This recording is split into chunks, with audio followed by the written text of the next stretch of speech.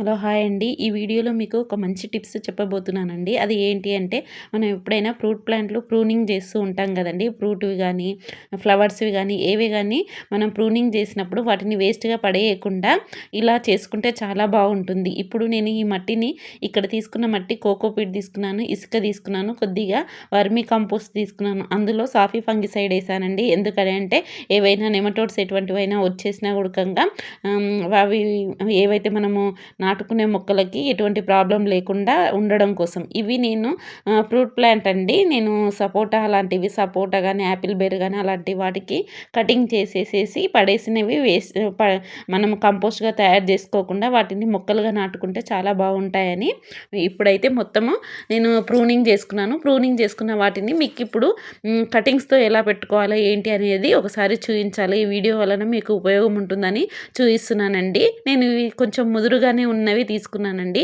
ఎప్పుడైనా చెట్టు ఏపుగా పోయినప్పుడు పక్కన పిల్ల మొక్కలు కానీ, మన పక్క నుంచి బ్రాంచెస్ గానీ వచ్చినప్పుడు వాటన్నిటిని కట్ చేయాలండి. కట్ చేసిన వాటిని మనం కంపోస్ట్‌గా తయారు చేసుకోకుండా ఇలా మొక్కలుగా కూడా తయారు చేసుకుంటే చాలా బావుంటుంది. అయితే నేనిప్పుడు ఏదైతే ఎరువు తయారు చేసుకున్నాను గదండీ! మొత్తం కలిపింది.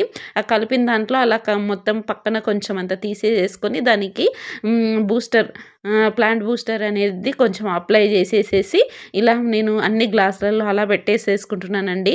ఇలా పెట్టుకుంటే మీకు మంచిగా ఫ్రూట్ ప్లాంట్లు ఇంకా ఎక్కువగా తయారు చేసుకోవచ్చు. ఎవరికైనా మీ కొలీగ్స్ గానీ, ఫ్రెండ్స్‌కి గానీ ఎవరికైనా మన ఇంటికి వచ్చినప్పుడు బర్త్‌డేలకు గానీ, ఎటువంటి ఫంక్షన్స్‌కి గానీ, లేకపోతే మన గార్డెన్ చూడడానికి వచ్చినప్పుడు గానీ వాళ్ళకు గిఫ్ట్‌గా ఇవ్వడానికి చాలా బావుంటుందండి. ఇలా నేను చాలా రకాల మొక్కలని తయారు చేసుకుంటూ ఉన్నానండి.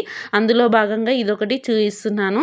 ఈ వీక్లీ మొత్తం నేను కటింగ్స్‌తో ఎలా పెట్టుకోవాలా ఏంటి అనేది షార్ట్ వీడియోస్‌లలో చూయిస్తానండి. నచ్చిన వాళ్ళు లైక్, షేర్ అండ్ సబ్స్క్రైబ్ చేయగలరని కోరుతున్నాను. ఎవరైనా నా ఛానల్‌ని ఫస్ట్ టైం చూస్తే సబ్స్క్రైబ్ చేసుకోవడం మర్చిపోకండి ఫ్రెండ్స్. కొత్త వాళ్ళైతే, పాత వాళ్ళైతే ఒక లైక్ ఇచ్చి షేర్ చేయడం మర్చిపోకండి. Thank you.